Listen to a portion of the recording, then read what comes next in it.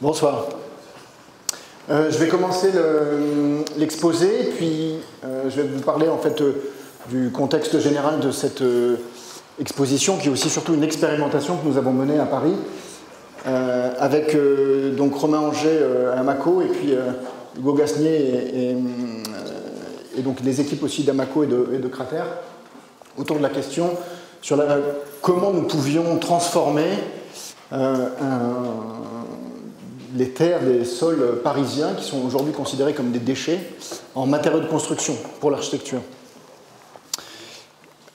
Bien sûr, cette exposition elle a eu lieu du 12 octobre au 7-8 janvier 2017, pavillon de l'Arsenal. Pavillon de l'Arsenal, en fait, c'est un lieu de documentation et d'exposition de la ville de Paris. C'est un petit peu là où se fait la ville de Paris aujourd'hui.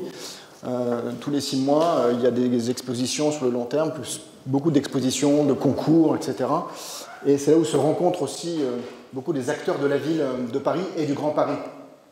Donc l'exposition, qui est plus une expérimentation, comme je le disais, elle a été menée sous la direction scientifique de mon agence, mais en partenariat scientifique avec donc Romain Anger et puis Hugo Gasnier, puis toute une équipe aussi à Cratère et aux grands ateliers.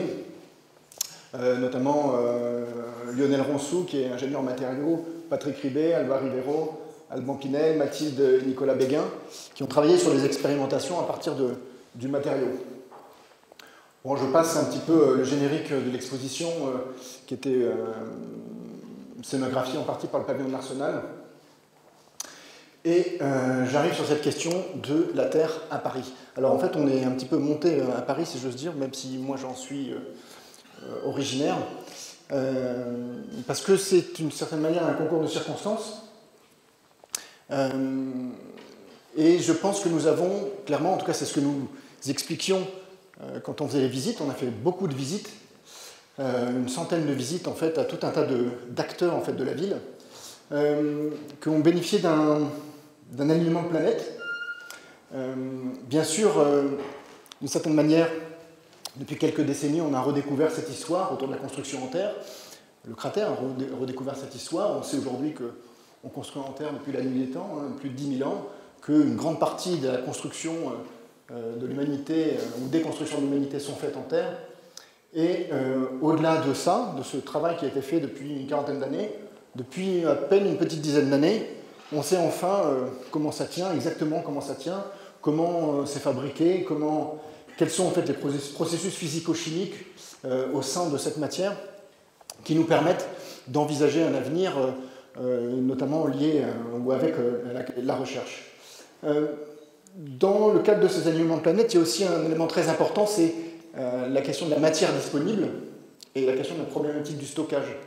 Ce qu'il faut voir, et je vais le développer tout à l'heure, c'est que Paris et le Grand Paris, c'est un énorme chantier, on dit que c'est le chantier du siècle, et même le chantier d'Europe, le grand chantier d'Europe, c'est dans les années à venir des dizaines et voire des centaines de millions de tonnes de terre qui vont être extraites du sol.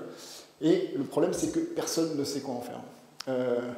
Alors qu'on considère, nous, que c'est une ressource considérable, dans la plupart des endroits du monde, et notamment à Paris, on considère que c'est plutôt un déchet. Et d'ailleurs, c'est la loi qui définit la terre comme un déchet, légalement depuis 2014. Un décret de 2014, il faut savoir qu'à partir du moment où quelqu'un veut se séparer de ses terres, veut simplement la creuser et puis l'enlever ailleurs, elle prend le statut de déchet.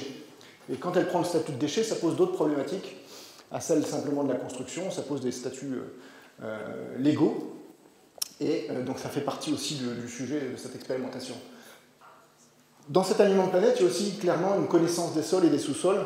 Ce qu'il faut comprendre, c'est que le Grand Paris Express, ce grand métro là, qui va être creusé dans les 20 ans qui viennent, et le chantier a déjà commencé il y a 6 mois, c'est 200 km de réseau souterrain, 70 gares, et c'est surtout 5000 sondages, donc des sondages géotechniques qui ont été effectués tout autour de Paris, qui permettent pour la première fois d'avoir une vision, non pas exhaustive, mais en tout cas assez détaillée de la façon dont sont constitués les sous-sols parisiens. Alors on a fait intervenir un ancien géologue de Cratère, Michel Der, qui nous a un petit peu raconté ce que l'on pouvait en faire, en tout cas qui ont montré un peu au grand public qu'on pouvait en faire quelque chose.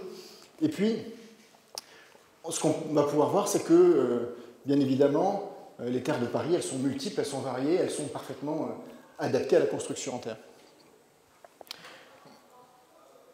Mais les plus importants, ou le plus important parmi cet alignement de planète, c'est une volonté politique et citoyenne.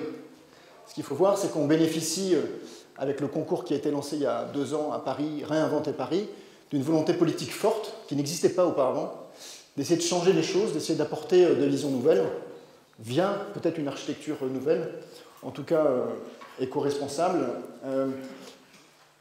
Et cette volonté politique et citoyenne, donc animée bien sûr par la crise environnementale et sociale, est aussi renforcée par l'émergence depuis quelques années d'une architecture contemporaine internationale en terre crue, qui a notamment été célébrée par le Terra Award de cet été, dont Wang Shu, Pritzker Price, était le président. Donc nous, on est intervenu dans ce grand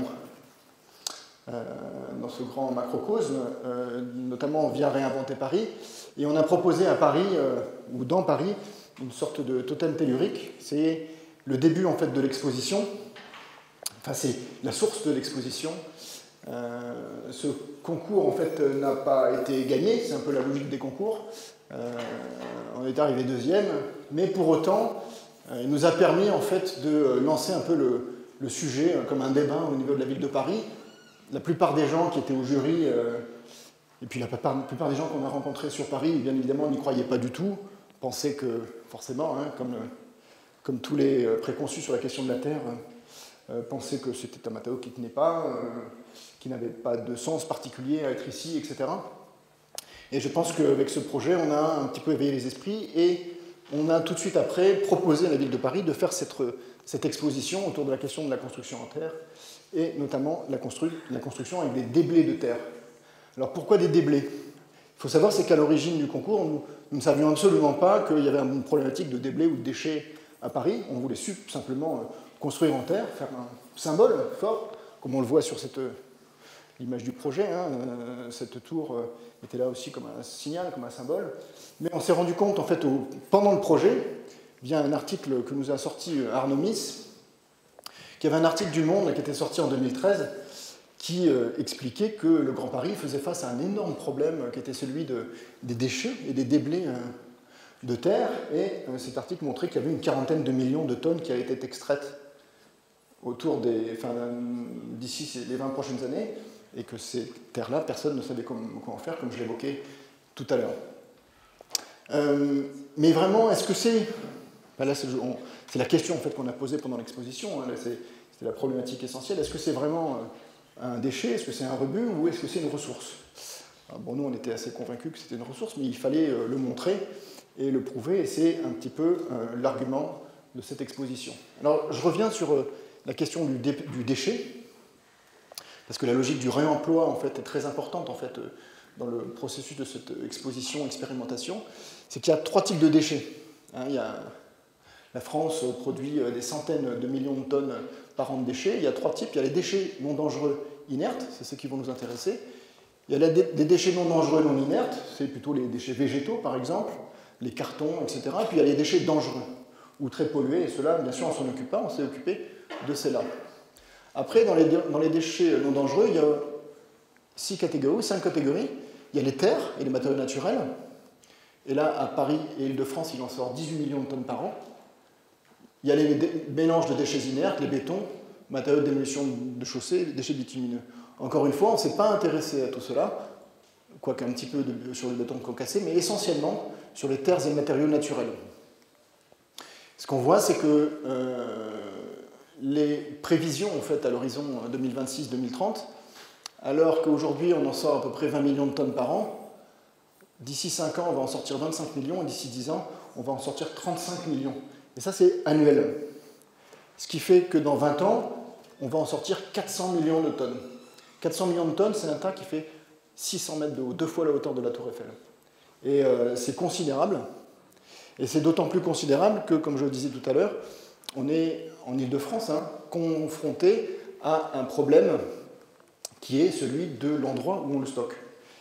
Jusqu'à présent, les terres étaient stockées dans des anciennes carrières qui étaient creusées. Elles étaient stockées dans les anciennes carrières de calcaire ou dans une carrière de granulats diverses.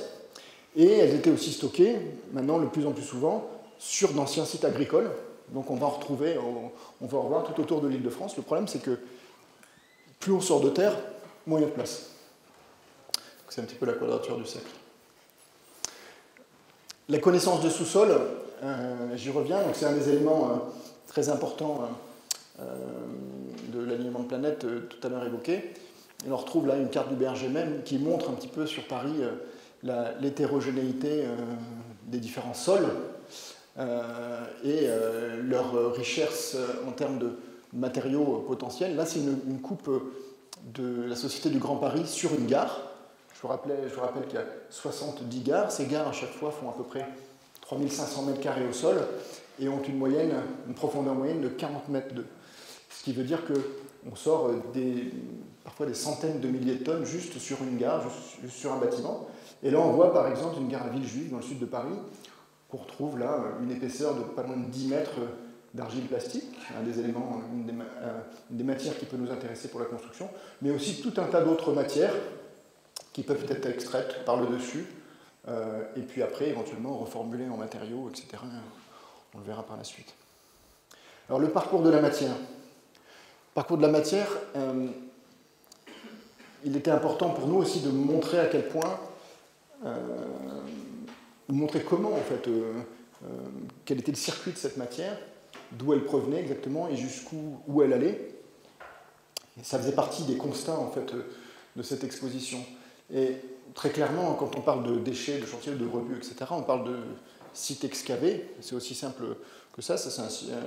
On va retrouver des sites un petit peu partout en Île-de-France, dans Paris, etc. Et puis, toutes ces terres, en fait, partent dans des sites de retraitement autour de Paris, qui sont ce type de sites-là. Là, ils vont mettre les déchets qui sont des déchets, des mélanges de béton, de sous-couches routières, de surface routière, etc. Puis là, on va retrouver des terres inertes. Ça, c'est des sites comme des sociétés comme Iprema, SPL, etc., qui sont des sites qui sont spécialisés dans le retraitement des terres. Ce qu'il faut savoir, c'est que toutes ces terres là, qui arrivent dans ces sites, donc qui représentent des millions de tonnes, ne sont recyclées aujourd'hui qu'à hauteur de 20%, 30%. Et encore, toutes les argiles en fait ne sont pas du tout recyclées parce que l'argile en fait est la matière la plus détestée en fait de tous les recycleurs et systématiquement l'argile part en décharge. Ils vont recycler ici uniquement les limons, les graviers, etc. Et ça représente, comme je disais, 20 à 30%, alors que il existe aujourd'hui une volonté européenne via une directive sur la transition écologique qui oblige en fait tous les pays d'Europe à recycler 70% de nos déchets de construction, dont les terres inertes. Donc on est face aussi à une demande, à une volonté de la politique forte, comme je l'évoquais tout à l'heure. Et donc toutes ces argiles qui ne sont pas recyclées dans les sites comme Iprema, SPL, etc., qui sont les sites de recyclage, partent ailleurs, dans des sites de stockage. On va retrouver Paris, tout autour de Paris, qui stockent des millions, voire des dizaines de millions de tonnes de terre. Et c'est stocké de cette manière-là sur d'immenses terrains agricoles. Et on va retrouver des paysages un petit peu lunaires, comme ça, tout autour de Paris, où tous les jours sont déversés via des centaines de camions des milliers et des milliers de tonnes de terre, et notamment des terres argileuses qui sont parfaitement intéressantes en fait pour la question constructive. À partir de ces constats-là, en fait, on a travaillé, qu'on a mené à la chance, on a travaillé avec Crater et Amaco sur la façon dont on pouvait les récupérer, dont on pouvait les transformer, en faire quelque chose. L'idée, c'était de démontrer qu'on pouvait en faire quelque chose. Donc on a travaillé sur la récupération de certains de ces matériaux. On est parti à l'agence où on a envoyé des mails à tous nos confrères d'Île-de-France pour leur demander s'ils avaient des chantiers en cours de creusement, etc. On est allé récupérer des terres par dizaines, centaines, voire milliers de kilos. Et puis on a envoyé tout ça aux grands ateliers de Villefontaine, je ne sais pas, 15 ou 20 tonnes, pour qu'ils soient analysés puis retransformés en matériaux. Donc ça, le détail de cette question de la transformation vous sera expliqué par Romain. Et je vais vous expliquer un peu le principe aussi de cette expérimentation dans le cadre de l'exposition. Donc, on revient là sur le circuit que nous avons fait. On est allé chercher ces terres, on les amène aux grands ateliers, on fait des premiers tests, on les fait sécher, on les concasse, on fait tout un tas d'analyses sédimentométriques, granulométriques, etc., pour essayer de déterminer leurs caractéristiques, leurs couleurs, etc. Et puis, aux grands ateliers, l'été dernier, Hugo et Romain, et puis d'autres chercheurs ont mené un certain nombre d'expérimentations pour reformuler ces matériaux, enfin ces matières, en matériaux. Donc là, on a des tests de matériaux divers pour donner ça, donc, qui est la table d'expérimentation qui retrace en fait ce circuit de la matière depuis la ressource, en l'occurrence, et non pas le déchet, jusqu'à un certain nombre de matériaux de construction pour l'architecture. La table, elle s'organise comme ça. On a une première séquence des échantillons, qui sont des échantillons. Les chercheurs ont sélectionné une douzaine d'échantillons divers. On va retrouver des sols de Versailles, de Salon-la-Bretèche, de Paris, etc., qui sont positionnés ici. Vous voyez qu'on pouvait voir, en fait, dans le cadre de l'exposition, déjà une certaine diversité, non pas hétérogénéité, mais diversité des sols et des matières. Après, on a une séquence, en fait, qu'on a présentée, qui est une séquence d'analyse, avec tout un tas de tests physico-chimiques permettant de comprendre les caractéristiques de cette matière, de voir dans quelle mesure on allait pouvoir la transformer en matériaux et en quels matériaux, surtout. Ce qu'il faut comprendre, ce que nous disent surtout les anciens cratères, c'est que ce qui est très intéressant ici, c'est qu'à mon sens, on est face à un nouveau paradigme dans l'architecture. Je crois, en tout cas, on m'a appris, moi, à l'école, à avoir des idées, et puis essayer de les développer, puis après, à me poser la question de la façon dont j'allais les construire. C'est la façon dont j'ai appris. Je pense que c'est la façon dont plein de gens ont appris à faire de l'architecture. Or là, ce qui est très intéressant, c'est qu'on pose la question à l'envers. C'est qu'on a une ressource qui est là sous nos pieds, en l'occurrence sous nos pieds à Paris, et puis on analyse, on essaie de la comprendre, et cette ressource, en fait, elle va déterminer un certain nombre de techniques, enfin, de matériaux, qui eux-mêmes vont déterminer des techniques, qui eux-mêmes vont potentiellement donner lieu à des dispositifs architecturaux, à des bâtiments. Et je pense que c'est un changement de paradigme qui est assez passionnant dans l'architecture, parce que ça nous amène à penser complètement différemment ce que nous produisons aujourd'hui, dans une logique, bien sûr, d'économie générale de matière et d'énergie. Donc après, on a une étape de reformulation. Justement, ces matières sont particulières et elles ont donné lieu à un certain type de matériaux. Ce qu'il faut comprendre, c'est que ces tests de reformulation, là, qui ont été menés en juillet, ont pris un certain nombre de temps. Il s'agissait de comprendre quelles étaient les qualités les plus adaptées à tel ou tel matériau, essayer de doser en fait les apports d'eau, regarder quand on partait d'un sable, par exemple, de Salon-la-Bretèche, qu'est-ce qu'on pouvait lui additionner de manière à pouvoir transformer ça en un vrai matériau de construction, soit un enduit, soit un pisé, soit une brique, etc. Et après, ça a donné ce type de matériaux.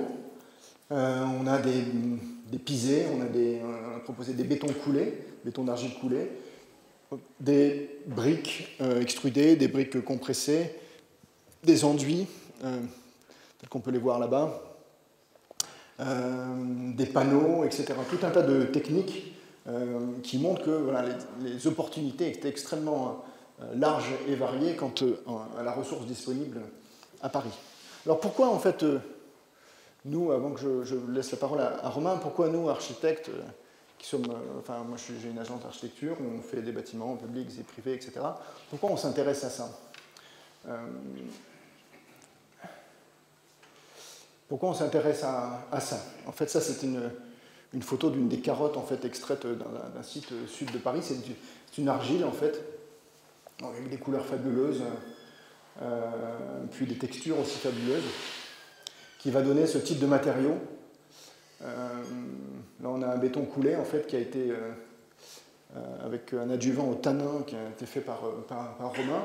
Là, des blocs de béton, enfin de pisé, fait par Hugo. Un autre béton coulé, béton d'argile coulé, ici, qui sont des bétons d'argile non stabilisés. Ce qu'il faut voir, c'est que à l'exposition, on en a profité pour faire une première, parce que c'est la première fois qu'on fait des échantillons aussi grands de béton d'argile coulé sans ciment, sans stabilisant, et qui sont des matériaux qui, à mon sens, peuvent apporter autre chose que simplement des qualités environnementales. Donc effectivement, Paris, ou les terres de Paris, c'est surtout de la matière, mais ce qui m'intéresse moi en tant qu'architecte, c'est que en fait, l'architecture est fondamentalement une transformation de matière. Une transformation de matière en objet signifiant. Et l'architecture est ce processus, en fait, morphogénétique, une genèse formelle, genèse de la forme, qui part d'un contexte général ou d'un milieu vers un projet d'architecture, vers un artefact architectural et architectonique. Et en fait, la connaissance de ces milieux, ou la connaissance des matières de ces milieux, me permet, en tout cas c'est l'argument qu'on développe et qu'on essaie de soutenir, de peut-être donner un peu plus de sens à ce que je fabrique, à ce que je fais, ou à ma propre pratique professionnelle. Donc, bien évidemment, l'architecture est un artefact technique, mais effectivement, elle représente une vision du monde dans un lieu et à un moment donné. Et quelle représentation du monde je veux donner? Quelle représentation du monde je veux, en tant qu'architecte, projeter? Comme je l'explique souvent, bien sûr, on peut faire du bottom-up, c'est de comprendre quels sont les contextes pour faire de l'architecture, mais la vision de projection de l'architecte est aussi indispensable, top-down. C'est ce mélange des deux qui fait, à mon sens, l'architecture. Donc on part de ce contexte, au milieu, dans lequel on construit, on essaie de le comprendre, et puis, après, la matière, on transforme cette matière, et cette matière devient un des éléments déterminants du projet architectural. Donc on a une matière, on transforme avec un apport d'énergie, un apport d'information, dans un espace et dans un temps donné, pour faire architecture. Et la question qu'on pose via l'exposition, et dans le cadre de notre propre pratique professionnelle, c'est quelle transformation de matière dans le cadre des enjeux socio-environnementaux contemporains? Et quelle réponse éthique, moi, je peux apporter en tant qu'architecte, en tant que citoyen, bien sûr, pour participer à l'élaboration d'un monde qui me semble devoir être soutenable. Donc, la question de la transformation de la matière, elle pose après deux questions, une question quantitative et d'ordre qualitatif, je dirais. Et notre agence a souhaité l'aborder sous l'angle des matériaux naturels ou des matières naturelles, ou des matérialités naturelles, les caractéristiques naturelles de la matière. Et c'est ça qui nous intéresse, c'est pas simplement les qualités ou l'approche quantitative de la matière, c'est-à-dire des matériaux naturels, c'est-à-dire le fait qu'elle soit très économe en énergie, ça c'est sûr, en énergie grise notamment, l'énergie de transformation de la matière, le fait que ce soit des matériaux qui soient durables, qui soient recyclables en permanence, c'est ça qui est aussi très important dans la Terre, quand elle est non stabilisée, c'est qu'elle est recyclable en permanence, des questions de santé, etc. C'est aussi une approche qualitative. Tous ceux qui travaillent la Terre vont vous dire, bien sûr, la Terre, elle génère une approche, en tout cas, qui n'est pas du tout la même que celle qu'on peut avoir lorsqu'on travaille sur des matériaux artificiels, mais aussi, elle permet d'autres choses. Elle permet, à notre sens, d'avoir une approche écologique un petit peu différente, qui ne soit pas uniquement performantielle, comme on l'explique aujourd'hui, liée à un lambda, liée à des approches techniques environnementales, mais aussi nous permet de tendre vers une écologie qu'on appellerait de refondation face à ce qu'on a aujourd'hui, ou ce qu'on peut appeler aujourd'hui une écologie de réparation, où on s'évertue à réparer sans cesse la problématique ou les problèmes qu'on a pu créer sur l'environnement. Donc comment on refonde, on repense notre relation au monde, et je crois que la matière naturelle, par ce qu'elle peut nous apporter, dans la relation qu'on a avec elle, peut permettre ça, cette écologie de refondation. Donc on ne considère pas la nature ou la matière naturelle comme une ressource uniquement physique, hein, elle est également, comme l'expliquait Lévi-Strauss ou Bachelard, à l'origine de nos émotions intenses, premières ou de nos pensées les plus profondes. Et je crois, en tout cas, on croit que l'artificialisation du monde, elle nous détache de ça, elle nous apporte un regard qui n'est plus le même. Donc, le travail sur la matérialité naturelle, sur les matières naturelles, peut, à notre sens, nous permettre de construire cette écologie de refondation. C'est pour ça qu'on s'intéresse à ça, et sachant en fait qu'il y en a peu des matériaux naturels, notamment à Paris, mais on se dit, mais voilà, en tant qu'architecte, qu'est-ce qu'on peut faire pour essayer de les développer et essayer à aider à son développement, parce qu'en fait, on est face à un paradoxe considérable, c'est que en fait, on n'a quasiment pas le droit de construire en terre. Enfin, c'est très compliqué. On est face à des réglementations considérables, etc. La question des normes sur les déchets, etc., nous empêche aussi va nous empêcher de construire davantage. Donc, aujourd'hui, et j'en terminerai ici, suite à l'exposition, là, on a gagné un appel à projet via la Société du Grand Paris, qui va nous financer pour qu'on aide des industriels à produire des briques comme celle-ci, mais beaucoup mieux que celle-ci, parce que justement, les chercheurs de Créteil et de Mako trouvaient qu'elle n'était pas terrible quand même, cette brique, donc notamment parce qu'elle fissurait, etc. Et la question maintenant, c'est comment arriver à en produire à grande échelle pour permettre le développement d'une architecture dans ce sens-là, donc d'une architecture en terre. Donc voilà, l'idée, c'est qu'on a pris le problème dans sa globalité, et on se dit, mais voilà, comment on fait pour avancer, pour qu'on puisse vraiment construire en terre, sachant que c'est compliqué là-bas. Et ben, on met en place tout ça, on met en place une exposition, et puis on met en place les moyens scientifiques, techniques pour avancer. Voilà. Merci.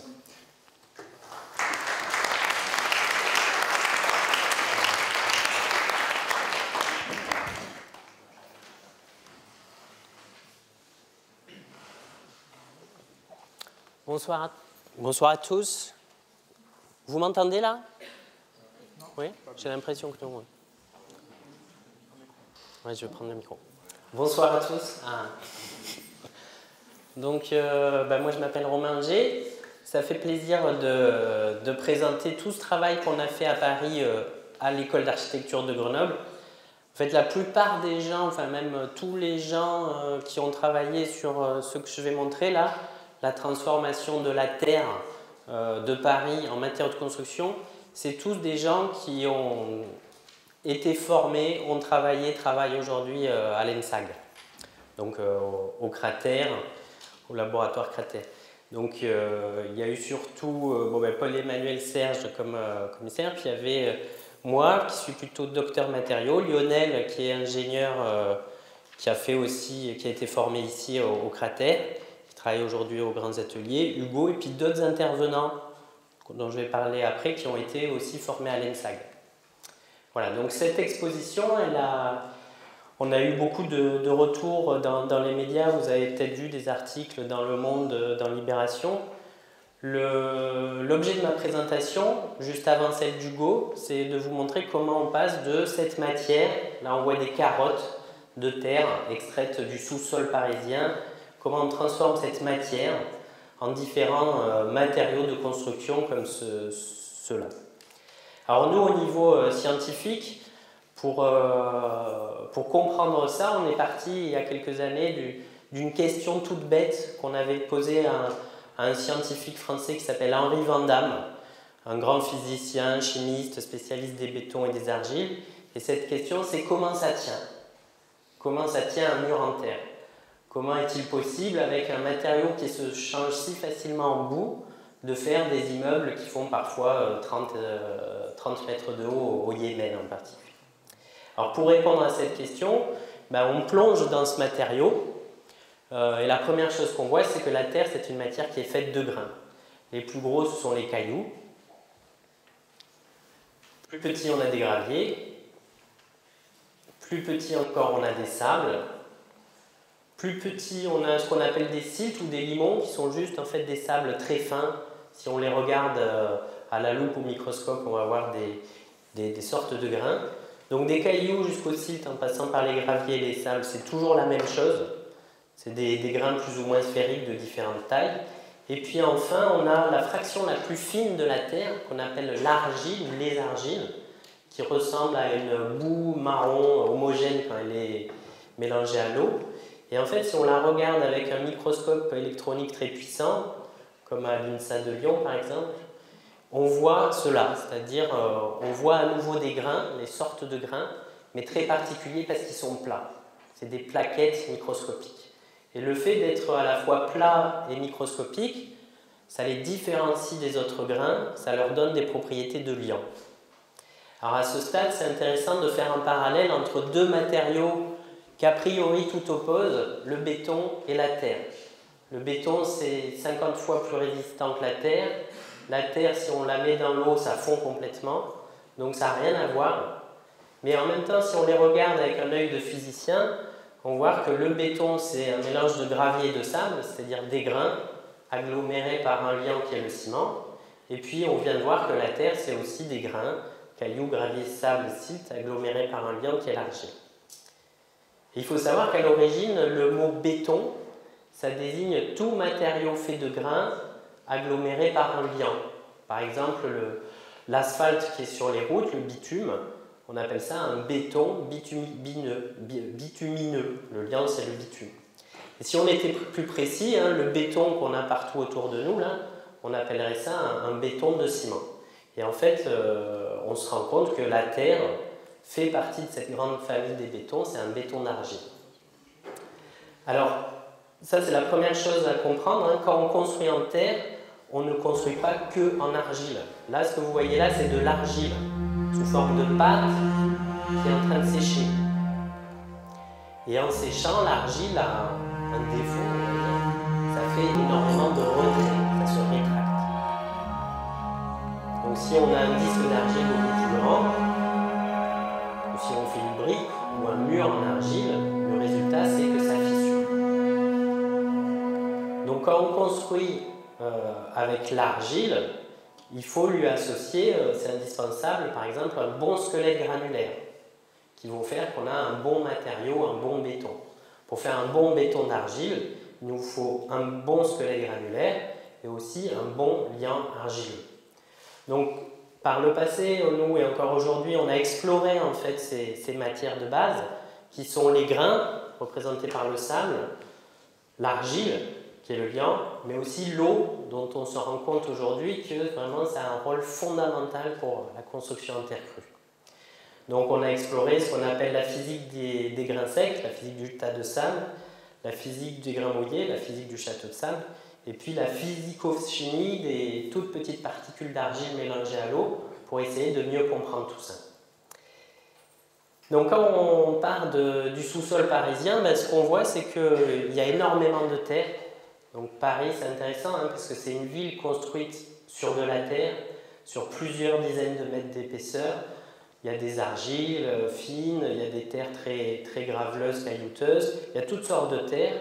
Donc on est face à une pluralité de matières qu'on a l'habitude de rencontrer. Quand on va sur un territoire, ça nous arrive souvent d'avoir des terres différentes. Et la première différence entre toutes ces terres, c'est leur composition granulométrique. Chaque terre est un mélange de cailloux, gravier, sable, silt, argile en proportions variées. Et c'est cette composition granulaire, cette proportion d'argile et de grains, qui va prédestiner chaque terre à une technique constructive particulière. Alors ces techniques constructives, ce qui va permettre de transformer cette matière-terre en matériaux, c'est l'eau. L'eau est l'ingrédient essentiel de transformation de la terre crue. Donc on peut explorer les différentes techniques de construction en terre en regardant le test Carrazas qui montre les différents états hydriques du matériau terre. Donc nous, dans la construction en terre, on parle de l'état sec, l'état humide, l'état plastique, l'état visqueux et l'état liquide quand il y a beaucoup d'eau dans la terre. Alors le premier état dont je vais parler, c'est l'état humide. Dans cet état-là, la terre n'est pas malléable.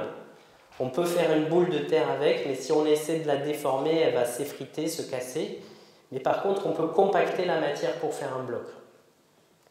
Donc c'est la technique du pisé. Alors pour vous présenter la technique du pisé, je vous montre un film qui est produit par Amaco et puis réalisé par les films d'Hulière de Martin Rohr. Martin Roth, qui est le grand spécialiste très connu du pisé contemporain dans le monde aujourd'hui. Et ici, ce que vous voyez, c'est son entreprise Lenton R2 de pisé préfabriqué. Donc la première étape, on voit qu'il mélange différentes argiles et différents granulats pour faire son mélange de pisé. Donc là, il a la bonne quantité de grains et d'argile dont il avait envie pour faire son pisé. Deuxième étape, il rajoute de l'eau avec un gros malaxeur, vous voyez ici. Donc il met la bonne quantité d'eau pour que la terre soit humide et pour qu'elle puisse être compactée. Et ensuite, sa ligne de production de pisé préfabriqué, c'est un immense coffrage qui fait environ 50 mètres de long et qui est rempli ensuite avec cette terre humide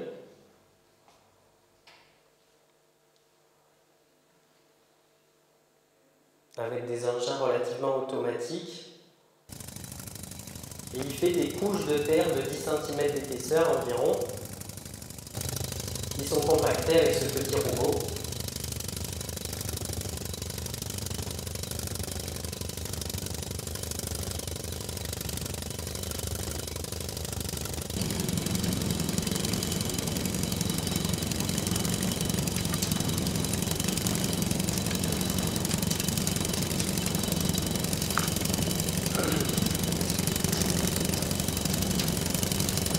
Voilà.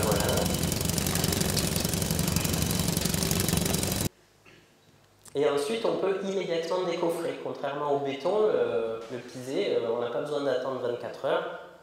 Il n'y a pas de prise. Immédiatement après compaction, ça devient suffisamment solide pour être décoffré.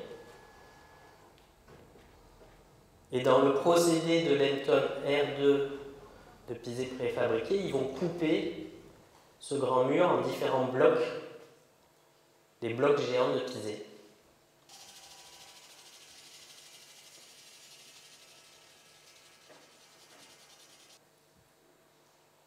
Et c'est intéressant de voir la coupe de ce pisé. Là, on voit les grains dont je parlais tout à l'heure, ça ressemble à du béton, parce que c'est un béton d'argile. Il n'y a pas de ciment là-dedans, il n'y a pas de chaux, il n'y a pas d'autre liant que l'argile et l'eau. Une fois que c'est coupé, il le laisse sécher pendant plusieurs mois dans un grand entrepôt où tous les échantillons sont stockés.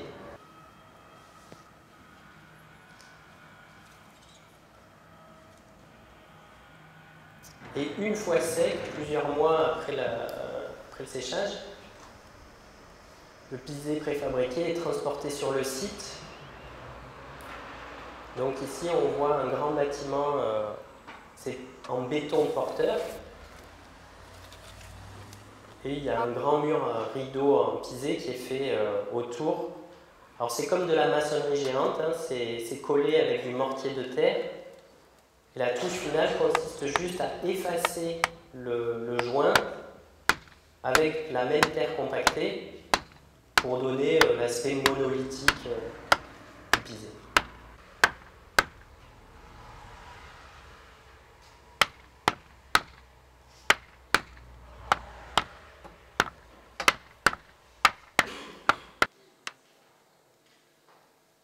Alors on a aussi chez nous de grands spécialistes du pisé, par exemple ça c'est Mathilde et Nicolas Béguin, qui sont frères et sœurs, et Mathilde en particulier a fait le DS à terre ici, et eux ils maîtrisent beaucoup la matière pour justement plus l'aspect design, la matérialité, et ils font plutôt des éléments de plus petite taille. Ça par exemple c'était un objet qu'ils avaient utilisé pour un concours de design. Et dans le cadre de cette exposition, avec les Terres de Paris, on a fait un certain nombre d'échantillons de pisé de Paris. Les deux premiers, ça c'est Hugo qui les avait fait. Voilà. Alors l'autre technique de construction en terre pour la terre humide, c'est une technique qui s'appelle le bloc de terre comprimé. C'est du pisé en briques. On utilise une presse. Ici, c'est une petite entreprise française qui s'appelle Brick Technique Concept, qui est dans le sud de la France. Et le principe, c'est tout simplement que toujours dans cet état humide, la terre est comprimée avec des presses qui peuvent être plus ou moins manuelles ou plus ou moins automatiques.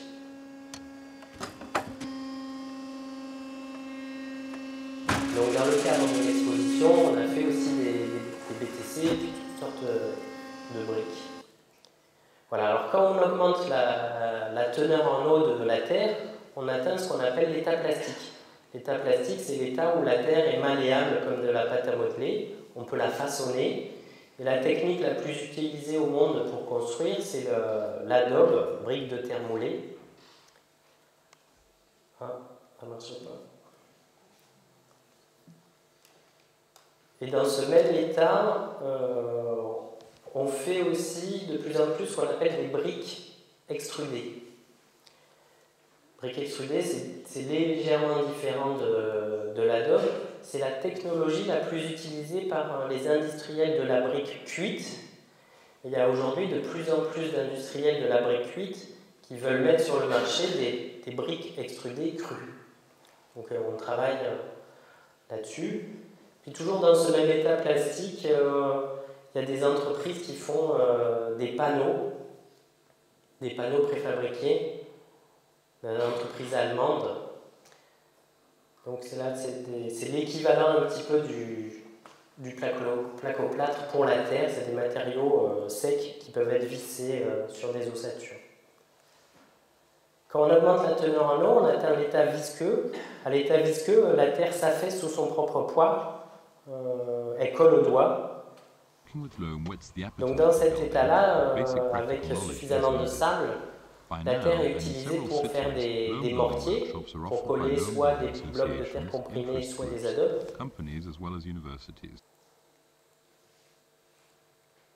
Et elle est aussi utilisée pour faire des enduits. Alors ça, c'est une grande spécialité des maîtres artisans japonais. 34歳の若さで現場を取り仕切る親方。日本古来の伝統に斬新な壁に塗る土の厚みは10ミリ。あらゆる部分が均一な厚みでなければならない。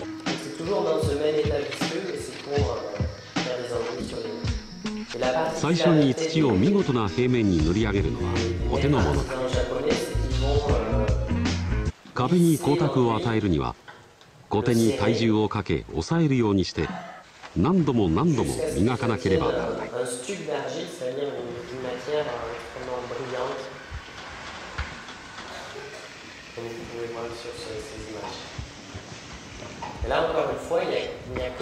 判断した。渾身の力を込め壁を押し続け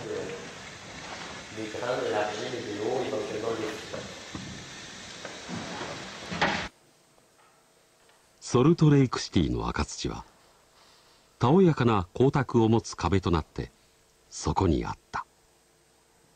Donc dans le cadre de l'exposition, entre autres, on a fait aussi des enduits en terre que vous pouvez voir sur ces images. Alors,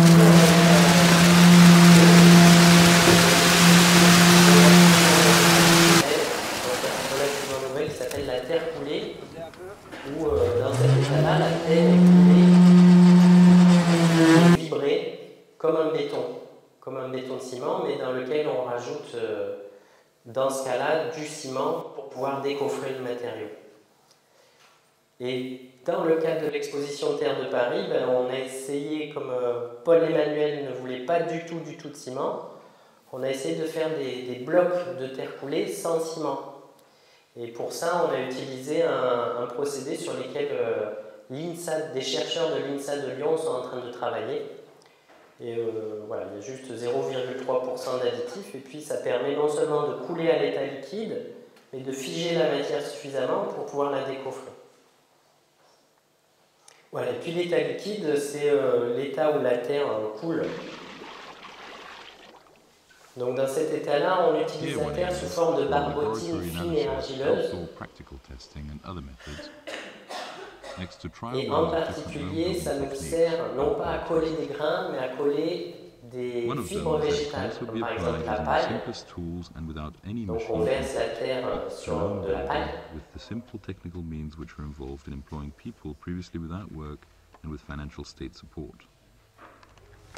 On appelle ça de la terre allégée. Donc ça peut être de la paille, ça peut être aussi des copeaux de bois, comme on voit ici.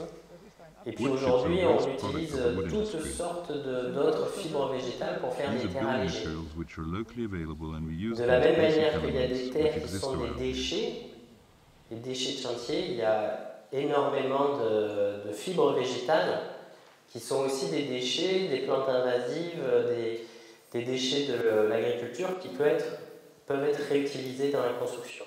Alors ça, c'est toujours en terre allégée, des panneaux d'argile fibrés qu'on a fait dans le cadre de l'exposition aussi.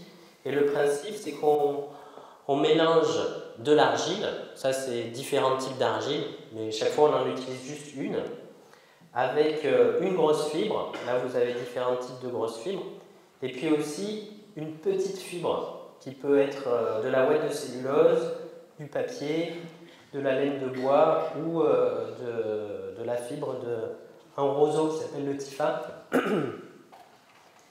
Et cette petite fibre qu'on voit ici, elle a l'avantage en particulier de faire des matériaux qui vont très bien résister au choc. Donc là par exemple c'est juste un bloc d'argile sec avec cette petite fibre. Et on voit que le matériau du coup est ductile, l'inverse de fragile.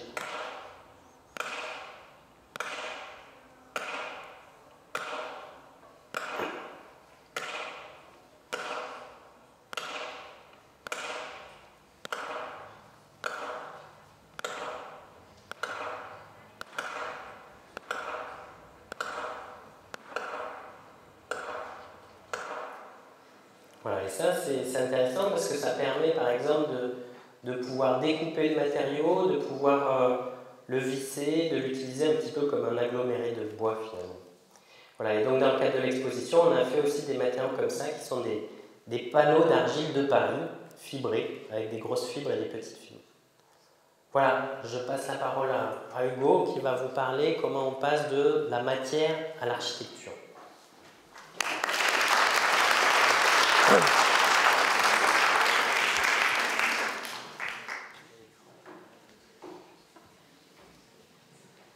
Ah, parfait.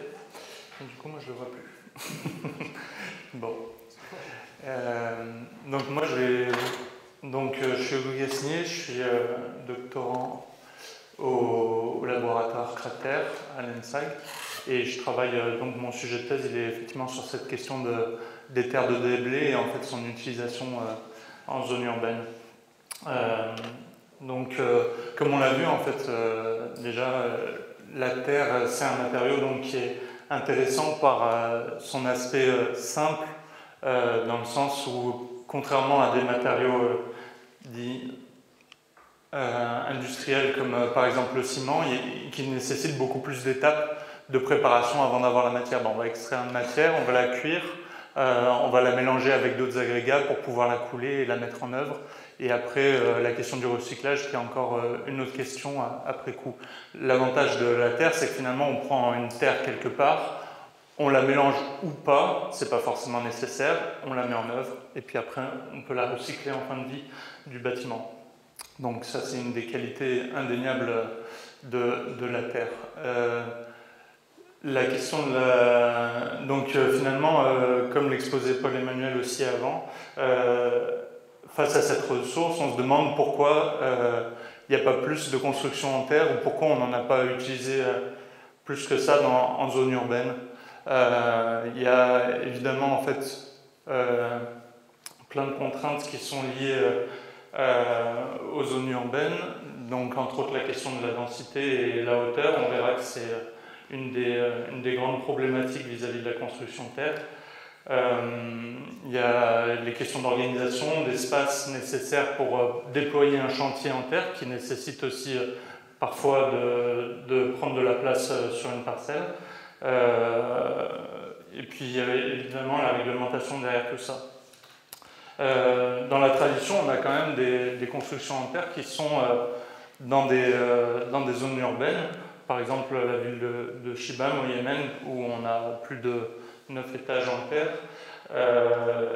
Mais aujourd'hui, la contrainte en fait, réglementaire, elle nous amène à repenser aussi finalement la question de ce matériau. Donc, je reviens, en fait, elles ne sont pas dans le bon ordre. Donc, en fait, on en vient à se questionner. Il y a une formule générique qu'on utilise souvent au laboratoire, c'est de dire on utilise le matériau, on essaie de le penser au bon endroit.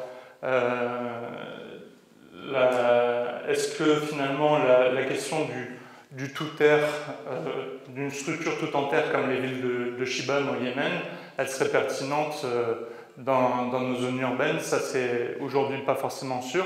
Par contre, effectivement, peut-être chercher des combinaisons avec d'autres matériaux performants pour leur qualité et les utiliser à bon escient, ça devient intelligent de combiner différents éléments. Par exemple, donc, reprenons l'exemple du béton de ciment, qui est un matériau ultra performant, très performant, bien plus que la terre. Donc c'est très intelligent finalement de l'utiliser en termes de structure, par exemple. Mais est-ce qu'on a besoin d'utiliser ce béton qui est très performant pour générer des espaces ou des éléments de remplissage, par exemple, qui ne sont pas porteurs ou pas structurels? Là, on met une dépense en termes de matériaux qui n'est pas forcément nécessaire dans le bâtiment. Par contre, le combiner avec d'autres matériaux moins résistants, moins performants, là, ça serait peut-être intelligent. Donc, on en vient finalement à la question de la terre en structure. Si on veut s'élever en étage, en zone urbaine, est-ce que la terre, elle peut porter, est-ce qu'elle peut nous emmener aujourd'hui vers des dimensions ou des étages élevés? Donc, ça défie un motif de salle. Bon. Il y a donc en exemple de construction de terre, donc, on est souvent dans des constructions qui ne sont pas forcément en zone urbaine. Ici, ben, par exemple, on a le chantier de l'INRA d'Orléans, donc là qui est donc conçu par l'agence d'architecture, design et architecture et NAM Architect, qui sont deux agences où les praticiens sont enseignants à l'école d'architecture de Grenoble aussi. Donc ici, la terre, elle provient du site à 70% et elle est utilisée donc, pour faire des murs porteurs qui supportent une charpente métallique conséquente et qui supportent une toiture végétalisée sur le dessus. Donc on va utiliser la terre en structure, mais on voit que finalement le bâtiment ne cherche pas une performance outre mesure, quoi. Le bâtiment il reste sur un rez-de-chaussée simple, les murs les plus hauts font 7 mètres de haut, donc on n'est pas vraiment sur des performances structurelles énormes, malgré la charpente métallique qui est assez lourde. Donc on va utiliser finalement ce matériau de manière raisonnée et simple. Donc ici vous avez, c'est la technique du pisé, hein, le Romain l'a déjà expliqué, et on avait des murs de 60 cm de large qui portent en fait cet espace au centre. Donc ça c'est le plan du bâtiment, donc on a en fait le pisé qui est mis au centre du bâtiment pour faire un espace tempéré pour des échantillons de sol en fait, parce que comme l'indique le nom du bâtiment, c'est un conservatoire d'échantillons de sol. Et donc il est utilisé donc en porteur, là on voit les murs pas très hauts. Voilà. Donc sans performance outre mesure, mais malgré tout ce qui est intéressant c'est que ce bâtiment là il n'a pas eu besoin de compléments de la part du contrôleur de chantier, il n'a pas eu besoin de faire des essais nécessaires. On a simplement attesté avec l'équipe que ça se référençait finalement à cette technique traditionnelle du pisé, et c'est un bâtiment qui s'est déroulé plutôt bien. Un autre projet donc en Belgique ici, l'observatoire de Dilsenstocken, c'est donc une tour en pisé, donc pas très très haute non plus, hein, 15 mètres de haut, mais on voit que là on arrive finalement aux limites de la compétence de l'ingénieur de pouvoir calculer une structure en terre. Là on arrive à des murs qui font donc 70-80 cm de large à certains endroits pour pouvoir monter sur 15 mètres de haut. Donc la terre en structure c'est pas forcément l'optimum, même même si ça paraît intelligent d'avoir une structure qui consomme peu d'énergie à la base pour être produite. Mais on voit ici que finalement on n'arrive pas à dépasser ce type de hauteur aujourd'hui avec en fait les réglementations, les modes de calcul qu'on a dans la construction, et on n'arrive pas à justifier de manière, avec la compétence de l'ingénieur, des structures supérieures à ces hauteurs. Pourtant, dans la tradition, on voit des bâtiments beaucoup plus hauts, mais je mets au défi les ingénieurs de les calculer et de les justifier avec les réglementations qu'on a en place ici. Voilà. Donc ça, c'est un bâtiment, on y reviendra après. Non, je vais en parler vite fait. En fait, il n'est pas placé au bon endroit, mais c'est la wash house de Wangshu, Amateur Studio, donc en Chine. Donc là, ici, la terre, ici, elle est utilisée donc, en remplissage de structures béton. Donc c'est la combinaison finalement d'une structure béton et d'un élément en terre qui fait que la terre, qu'on peut construire ce bâtiment. Voilà. Donc la question de la terre en enveloppe, donc c'est la deuxième étape. On a plusieurs projets qui sont là-dessus. Donc il y a le collège en Nouvelle-Calédonie, donc par Berthier et Fra Sanito, architecte. Donc on a ici une enveloppe en terre. L'intelligence, elle est que cette enveloppe en pisé qui fait une masse, en fait, elle sert finalement de bouclier thermique au bâtiment. Elle permet de générer en fait des espaces ventilés en double pot. Et toute la structure, elle est conventionnelle et donc elle rentre dans les codes et les normes de calcul assez facilement. Et donc on a une structure, une enveloppe qui est facilement justifiable. Finalement, on retrouve un peu le même système que pour le bâtiment construit par Martin Rohr. Donc ça, c'est la tour que l'agence Joly Loiret a dessinée pour réinventer Paris.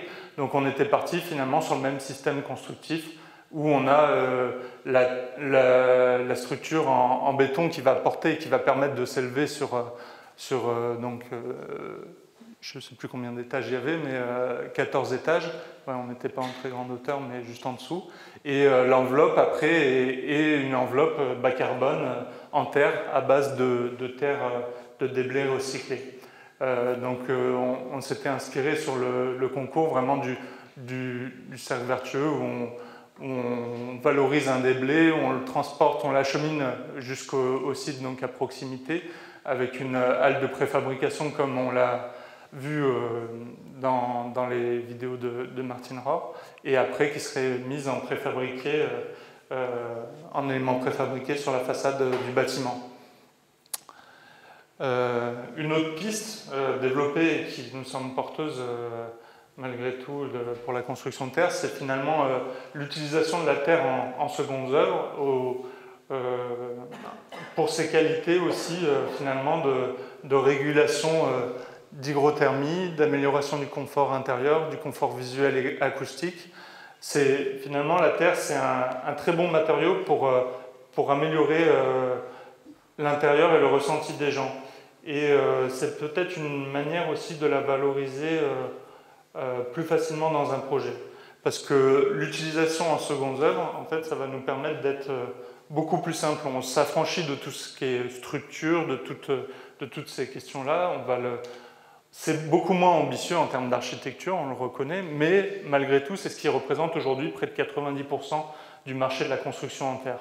C'est les enduits terre, c'est les briques en doublage intérieur, c'est tous ces matériaux-là. Donc, en exemple, je montre le prototype Terra Nostra qui a été développé avec les étudiants du master culture constructive de l'école d'architecture de Grenoble, mais pas que. Où en fait le parti pris il a été d'utiliser la terre en combinaison avec le bois, donc des matériaux naturels. Mais la terre, elle était mise, donc dès le début on a décidé de disposer la terre de manière presque très maîtrisée dans le bâtiment pour que ça soit simple et facile à réaliser après par la suite, parce que c'est quand même quelque chose qui peut être lourd. Donc il y a des murs en pisé qui font de l'inertie au centre. Il y a des doublages avec les panneaux de terre que Romain a montré dans la présentation sur des murs d'ossature bois et des finitions en enduit. Et il y a des remplissages en briques de terre allégées dans les parois, en fait, des espaces salle de bain et cuisine qui sont censés faire une paroi perspirante et isolante en même temps. Donc ici, on voit donc la fabrication en fait, des murs d'ossature bois avec les panneaux en terre et les enduits qui viennent faire des grands développés de surface. Donc en fait, finalement, pour une même quantité de matière, on va l'optimiser parce qu'on va développer une grande surface qui va permettre de réguler beaucoup plus facilement les espaces intérieurs. Et ici, vous voyez donc la fabrication des briques de terre allégées qui sont après remplies, qui remplissent après l'ossature en bois. Ici, vous voyez l'ambiance intérieure avec le mur en pisé qui fait inertie et masse dans le projet et les enduits de terre qui sont à l'intérieur qui viennent réguler les ambiances. Donc ça, on pense que c'est effectivement peut-être une piste assez simple avec des techniques faciles à transposer à d'autres entreprises qui à la base ne sont pas forcément compétentes sur les matériaux terre. Peut-être plus facile à faire accepter aussi à des bailleurs sociaux, à des aménageurs ou des gens dans leur programme ou des promoteurs privés dans leur programme, parce que c'est des techniques qui sont peut-être techniquement moins complexes à mettre en œuvre et puis plus facilement valorisables après dans l'intérieur de leur bâtiment. Voilà quoi, donc c'est des pistes qu'on tend à développer, à chercher à développer. Donc après, finalement, les leviers nécessaires pour mettre en place la terre dans un milieu urbain, bon, c'est un peu rapide là sur la fin, mais donc il reste quand même malgré tout, en fait, ce qu'on ressent en interviewant un peu les différents acteurs, c'est qu'on sent quand même une frilosité vis-à-vis de ces matériaux et que c'est difficile à mettre en place parce qu'il faut repenser quand même toute une forme d'organisation qui est déjà bien rodée sur Paris, sur la manière de construire les bâtiments. Donc, à mon avis, une des premières étapes, ce serait d'énoncer des pistes d'utilisation de la terre qui semblent pertinentes en milieu urbain, donc qui seraient facilement appropriables et adaptables dans les constructions. Après, trouver effectivement des synergies entre les acteurs locaux, soit déjà présents, soit les former, les amener à évoluer sur leurs pratiques pour la mise en place d'une filière. Donc il y a tout à faire, hein. Il faut travailler avec les recycleurs de terre, avec les producteurs de matériaux, après avec les entreprises qui mettent en œuvre. Il y a vraiment tout un travail de filière à monter. Il y a aussi renforcer la méthodologie de diagnostic des ressources parce que les recycleurs, pour qu'ils puissent sélectionner la bonne terre, on a vu que c'était malgré tout un petit peu précis et donc il y a tout ce travail à faire pour pouvoir, dès les travaux de terrassement, de pouvoir bien diriger les ressources au bon endroit. Proposer des solutions économiques et viables techniquement, en fait, c'est finalement aussi être sur des solutions raisonnées parce que la technique du pisé, comme on l'a peut-être pas énoncé, mais c'est la technique de construction de terre qui coûte le plus cher aujourd'hui. Et c'est peut-être pas non plus la piste la plus porteuse, comme on le voit, même sans mauvais jeu de mots en termes de structure. Aussi, c'est aussi renforcer le corpus normatif. Donc la norme, en fait, c'est un ensemble de documents qui viennent couvrir les champs d'utilisation du matériau terre et finalement ça se fait par petites briques aujourd'hui. La norme terre, elle se construit projet par projet, par usage, en créant des documents écrits sur la manière dont on met en œuvre tout ça. Et en fait, petit à petit, on va construire finalement une norme de terre pertinente, mais ça se fait avec une vision de finalement quelles sont les techniques qui sont aussi pertinentes à utiliser. Voilà. J'ai fini. Merci.